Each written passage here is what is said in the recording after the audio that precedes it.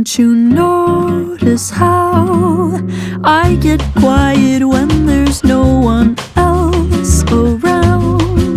Me and you and awkward silence. Don't you dare look at me that way.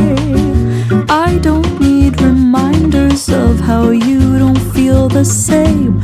Oh, the burning pain, listening to you heart pump out some new soulmate. She's so perfect, blah blah blah. Oh, how I wish you'll wake up one day, run to me, confess your love.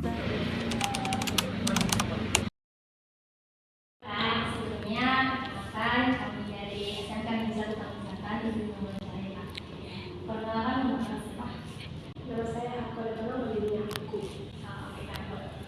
Iya, Kakak dulunya museum ini tuh bangunan apa sih? Nah, jadi Museum Kebangkitan Nasional ini adalah bekas sekolah kedokteran pertama di Indonesia dengan namanya adalah Stovia. Oh, Sofia. Sofia itu berarti dibangun sekitar tahun 1945 ya? Salah. Oh, berapa? Jadi Stovia itu dibangun pada tahun 1851 yang awalnya itu terletak di RSPAD Gatot Subroto dengan nama awalnya Sekolah Dokter Jawa. Karena mayoritas pelajarnya adalah orang Jawa. Kemudian pada tahun 1901 gedung ini selesai dibangun dan pada tahun 1902 mereka pindah ke sini dengan mengganti namanya dari awalnya Sekolah Dokter Jawa menjadi Stovia dengan bahasa Belanda Sekutu Pembantu Vanessa Asli. Jadi ini mereka pindah ke sini itu pada tahun 1902. Oke Kak, terima kasih untuk pertanyaan selanjutnya akan dilanjutkan oleh teman saya Kak. Pertanyaan kedua ya, Kak aku tuh tahu nggak sih kapan bangunan museum ini dibangun? Jadi seperti yang saya sudah ucapkan sebelumnya bahwa gedung ini itu dibangun pada tahun 1851. Dibangun oleh pemerintah Belanda dan bantuan dari 3 pengusaha dari Indonesia. Boleh tahu nggak sih Kak letak alamat museum ini di mana? Jadi Museum Kebangkitan Nasional itu terletak di Jalan Abdul Rahman Salim nomor 26, Kecamatan Senen, Jakarta Pusat. Yang nama jalan ini itu diambil dari salah seorang lulusan dari Stovia yang bernama Abdul Rahman Salim. Kakak tahu nggak sih siapa yang pernah belajar atau di ilmu Stovia? Jadi yang pernah belajar di Stovia ini adalah orang. Bener kan? Kira-kira siapa aja tuh? Nah, jadi yang pernah belajar di sekolah ini itu banyak. Salah satunya itu adalah para pendiri organisasi Budi Utomo yang dimana mereka itu menjadi pendiri salah satu organisasi modern pertama Indonesia yang didirikan di museum ini pada tanggal 2 Mei 1908 dan juga para pendiri organisasi kepemudaan pertama Indonesia bernama organisasi Trikoro Dharma. Jadi mereka merupakan salah satu contoh para pelajar yang pernah belajar di Stovia. Terima kasih Kak. Kakak tahu nggak kira-kira mengapa Stovia didirikan atas dasar apa tujuan apa? Nah, jadi Stovia ini itu awalnya itu didirikan sekolah kedokteran pertama di Indonesia itu karena ada penyakit cacar dan juga kusta yang menyerang masyarakat Indonesia yang dimana dulu memang sudah ada dokter Indonesia tapi itu dokter Belanda. Dan mereka nggak mau menyentuh masyarakat Indonesia terserang penyakit dan mereka juga nggak mau kalau masyarakat Indonesia terserang penyakit karena nanti nggak ada yang urus dalam perkebunan. Akhirnya muncul usul dari Bapak Dr. William Bos supaya mendirikan sekolah kedokteran Indonesia supaya dokter Indonesia bisa menyembuhkan masyarakatnya sendiri. Nah kemudian sekolah kedokteran pertama kali dibentuk di Rumah Sakit Angkatan Darat Gatot Subroto dengan nama Sekolah Dokter Jawa. Berarti yang diorientasikan untuk pernah Belanda. Iya, jadi setelah mereka lulus dari sini itu mereka bakal bekerja untuk Belanda. Jadi pekerjaannya tetap untuk Belanda. Ya, terima kasih Kak atas penjelasan saya. Halo Kak, Halo. izin bertanya ya. Kakak tahu nggak proses terjadinya peristiwa yang ada di gedung Stovia ini? Nah, jadi peristiwa-peristiwa yang pernah terjadi di Gedung Kebangkitan Nasional ini salah satunya ya berdirinya organisasi Budi Utomo tadi yang dimana organisasi Budi Utomo itu didirikan oleh anak belasan tahun yang belajar di Stovia yang juga tempat berdiri organisasi kepemudaan dan dulu alasan Kartini itu mendirikan sekolah perempuan itu awalnya dari sini yang kemungkinan sekarang anak-anak itu belum tahu kenapa Kartini itu dulu membentuk sekolah perempuan yang kita tahu sekarang bahwa Kartini itu mendirikan sekolah perempuan karena dia terinspirasi bahwa ada laki-laki yang belum bersekolah, tapi itu alasan yang salah. Jadi dulu itu Kartini itu pengen banget sekolah kedokteran di sini. Dia datang berkali-kali ke Jakarta, namun dia diusir dari sini karena dengan alasan di sini tuh hanya boleh sekolah laki-laki dan merupakan anak bangsawan. Dia berkali-kali datang ke Jakarta hanya untuk sekolah kedokteran, tapi dia itu gagal, dia ditolak terus. Akhirnya dia kembali ke Jepara. Dia tuh pengen kayak memanas-manasi Belanda. Dia tuh mendirikan sekolah untuk remaja perempuan di Jepara dan dilanjutkan oleh Dewi Sartika yang mendirikan sekolah untuk istri-istri dan dilanjutkan lagi dengan Ki Hajar Dewantara yang mendirikan perguruan mahasiswa. Terima kasih ya, Kak. Say that when I talk to you, oh Cupid walks right through and shoots an arrow through my heart. And I sound like a loon, but don't you feel it to confess I loved you from the start.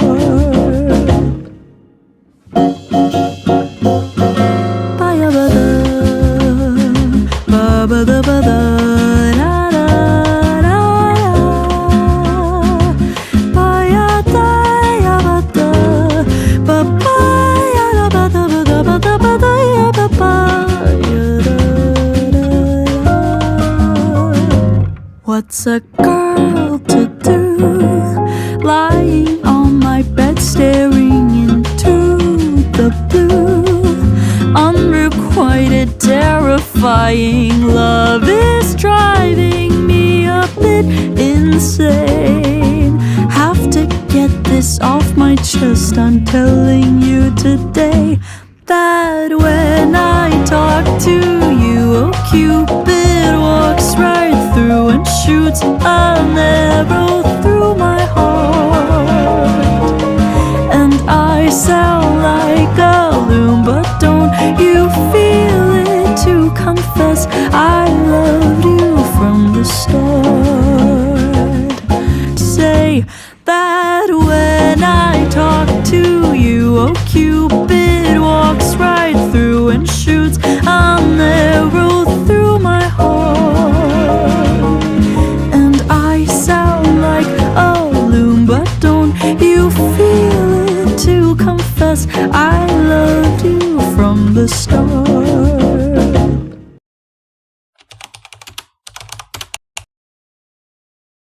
Oke, jadi sebelumnya kakak boleh kenalin dulu nggak namanya siapa? Nama saya Junia. Junia. Halo Kak Junia, kita Iya. dari SMK 1 ya. Izin bertanya-tanya mengenai pameran di sini. Sebenarnya ini pameran tentang apa sih Kak? Nah, pameran ini judulnya itu Jalur Rempah. Iya. Yang dimana pameran Jalur Rempah yang bertajuk Rumah Rempah Dunia. Jadi pameran itu ada karena tahun depan 2024 Indonesia itu akan mengajukan jalur rempah untuk menjadi warisan budaya dunia di UNESCO. Gitu. Oh gitu. Terus yang mau jadi fokus dari pameran kali ini tuh apa? Jadi yang mau jadi fokus untuk pameran ini adalah pertama pasti mensosialisasikan tentang jalur rempah kepada masyarakat luas ya, karena sebenarnya yang perlu kita ketahui bahwa jalur rempah itu nggak cuma sebuah jalur perdagangan, tapi lebih dari itu ada perkembangan budaya, perkembangan agama, perkembangan sosial dan politik yang hadir karena adanya jalur rempah ini gitu. Gitu ya.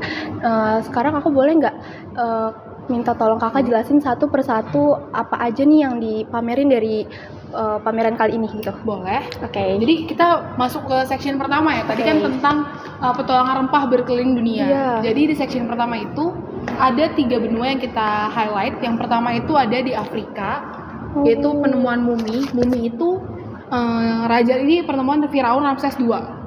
Jadi di Firaun Ramses II itu ditemukan bahwa di hidung sama di tenggorokannya itu ada lada. Lada itu adalah rempah-rempah ya. Rempah ya. Terus di kedua, di sini tuh ada di jejak rempah di Asia. Jadi di Timur Tengah ada beberapa kepercayaan bahwa rempah-rempah itu bisa membantu, kayak misalnya di agama Yahudi, kepercayaan Yahudi atau di agama Kristen. Jadi ada beberapa rempah-rempah yang digunakan, misalnya kayak kemenyan. Kemenyan itu dibakar ya, karena dia bersifat wangi.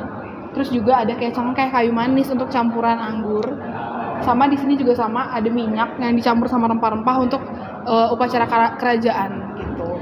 Berarti rempah-rempah tuh dari zaman sebelum kita ada pun udah ada berarti ya Kak? Betul. Jadi kalau di mumi itu kan ada abad ke-13 sebelum Masehi ya. Itu mereka udah pakai rempah-rempah gitu. Kalau di tadi kan Asia ya. Kalau di sini itu Eropa. Oh, ini Jadi Eropa. abad ke-17 itu ada sebuah wabah. Nama wabahnya penyakit pes. Nah, ini adalah APD. Kebayang dong APD kan kemarin kayak astronot gitu ya. Iya. Nah ini juga sama, bentuknya kayak dia pakai topeng atau semacam masker, terus pakai baju yang tertutup, pakai sarung tangan, terus dia selalu bawa tongkat. Jadi pakaian dokter ini digunakan abad ke-17 ketika ada wabah pes atau wabah hitam. Nah, fungsi rempah-rempah di mana? Rempah-rempah itu ada di paruhnya. Jadi paruhnya itu dimasukin rempah-rempah yang sifatnya wangi. Kayak misal vanili, madu, terus cengkeh, kayu manis itu wangi kan dia. Ditaruhlah di paruhnya si dokter. Terus mereka juga membaluri pakaiannya dengan kapur barus. Kalau misalnya kalian tahu, kapur barus itu berasal dari daerah Barus di Sumatera. Makanya namanya kapur barus. Gitu. Nah, kenapa pakai kapur barus? Karena dianggap kapur barus itu kayak disinfektan gitu. Sama kan kayak dokter APD kemarin, APD disemprot sama disinfektan. Nah, konsepnya sama kayak gitu. Jadi kapur barus itu dibaluri ke seluruh tubuh karena dianggap sebagai disinfektan supaya kuman itu nggak bisa datang ke tubuh mereka. Ternyata emang dari zaman dulu manusia peradabannya udah punya macam itu ya. Dan selalu memanfaatkan rempah. Iya. Boleh kalau mau naik sini? Nah ini. Jadi kalau tadi kita ngebahas tentang jejak rempah-rempah di dunia, kalau di sini kita bahas tentang Nusantara yang menjadi sejahtera karena ada jalur rempah. Oke. Terus ini ada apa ya kak? Kalau ini prasasti Tugu. Prasasti Tugu itu Kerajaan Tarumanegara, dekat nih sama tempat tinggal yang di Tambun. Jadi Kerajaan Tarumanegara itu daerah-daerah Bekasi sampai Jakarta sekarang. Nah di sini sebenarnya dia nggak bahas tentang jalur rempah, tapi dia nggak bahas tentang pembangunan dua buah sungai.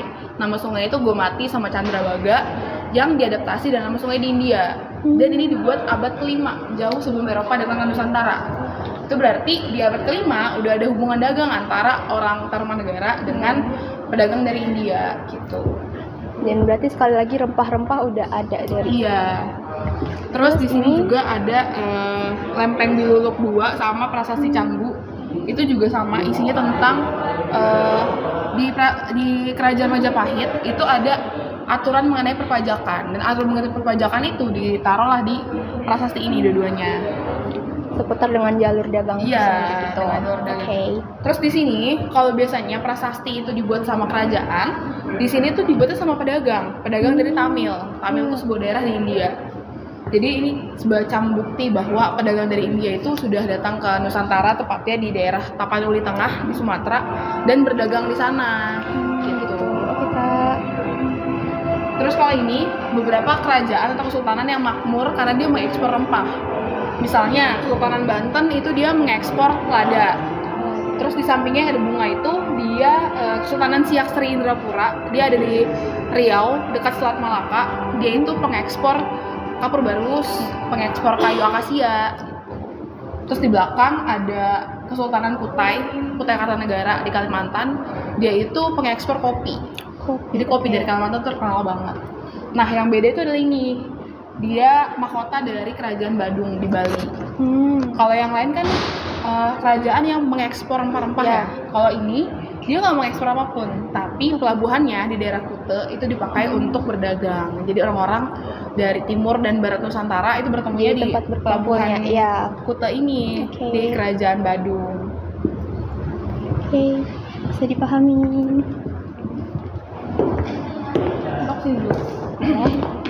Ini ada ragam alat pengolahan rempah. Ada gahi-gahi, pekinangan, pipa tembakau, sama tabung kapur. Sama yang di belakang yang kayak ulekan itu namanya pipisan. Oh, itu pipisan kita belajar waktu sejarah juga kan? Iya, pipisan itu buat ngulek. Iya. Nah kalau gahi-gahi ini, kamu tahu galah? Yang buat nangkap panggah, nah ini sama konsepnya. Jadi dia semacam galah untuk ngambil buah pala, karena buah pala kan tinggi pohonnya, jadi harus diambil pakai galah. Tapi namanya gahi-gahi atau kukulusi. Gahi-gahi. Terus kalau pekinangan, pernah lihat orang nyirih? Nenek-nenek kan biasa suka nyirih ya. Dia tuh pakainya yang adatnya ke Melayu-Melayu gitu kadang. Dia tuh bahan buat nyirih itu kan banyak ya, kayak daun sirih, terus pakai buah pinang, terus pakai kapur, pakai tembakau. Itu kan biasanya harus dijadikan satu, diracik gitu baru digigit kan. Nah itulah pakai ini pekinangan. Terus nanti ludahnya atau sisa sari-sarinya dibuangnya ke tempolong yang di belakang itu yang kayak guci. Gitu. Oke. Geser ke sini mungkin. Boleh.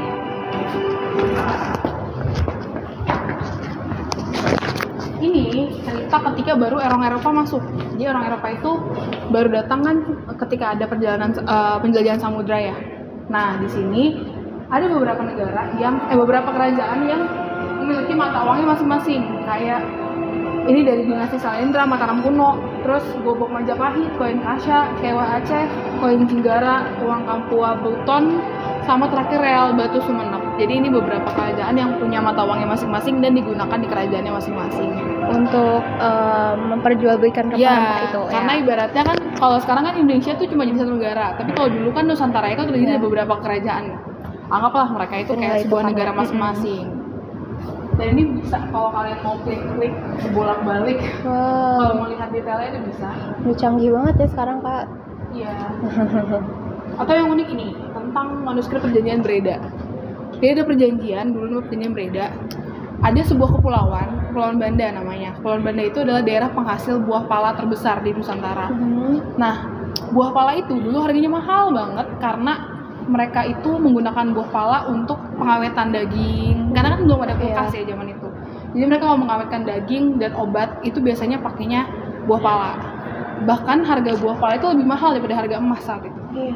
Jadi ada sebuah kepulauan namanya Kepulauan Banda itu penghasil buah pala terbesar. Terus buah pala ini memang dikuasai sama Inggris. Dan Kepulauan Banda ini terdiri dari beberapa pulau dan di ujungnya ada pulau namanya Pulau Rune. Pulau Rune ini dimiliki sama Inggris dan susah banget untuk dimiliki sama VOC. Jadi dia beberapa kali pertempuran tetap nggak bisa diambil gitu. Akhirnya buatlah mereka tahun 1667 bikin perjanjian Breda, perjanjian untuk menukar Pulau Rune yang ada di Kepulauan Banda dengan Pulau New Amsterdam. Pulau New Amsterdam ini sekarang adalah New York. Jadi kebayangkan beda jomplangnya. Jadi dulu tuh pala mahal banget. Dan sekarang harga pala kan murah juga ya, maksudnya beda sama zaman dulu. Dan kita lihat bahwa New York sekarang jadi kota yang sebesar apa. Jadi berarti bisa kebayang gimana semahal apa harga pala saat itu. Sampai sekarang ditukar sama New York yang sekarang jadi kota yang sukses gitu. Karena udah kebayang banget tuh nilainya, sekarang udah jomplang ya. Nah ini ada instalasi interaktif yang bisa kalian coba. Ini nanti kalau diangkat Ya. itu ada informasi mengenai pohonnya, jalur perdagangannya, sama manfaatnya. Ini juga boleh kalau kalian mau coba untuk dicium atau diambil nggak apa-apa ya.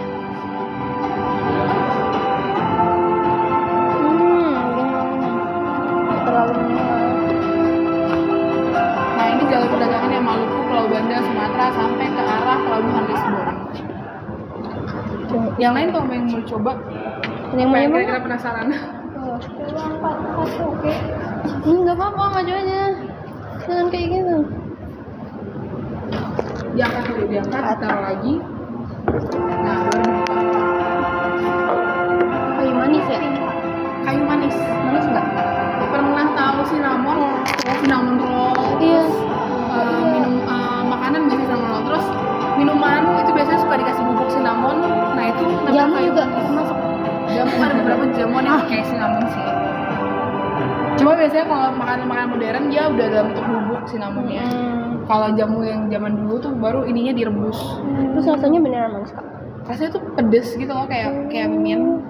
Dia kayak manis tapi pedes. Gitu. Apa kapulaga kalian pernah lihat? Apa yang tahu kapulaga? Kapulaga itu ada di makanan rendang. Iya. Rendang itu biasa pakai kapulaga dan dia harumnya dekat banget.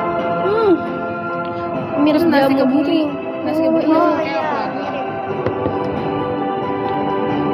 Cengkeh, humus, sama serai yang paling. Terus terakhir di sana ada kapal Borobudur. Ini kapal Borobudur itu kapal yang dipakai dinasti Salendra. Dan itu ada gambarnya di relief Candi Borobudur. Relief itu di sana. Nah kalian kalau mau naik ke sana boleh banget karena di dalamnya itu ada rempah-rempah juga dalam lumbung kapalnya. Baya bada, ba bada bada.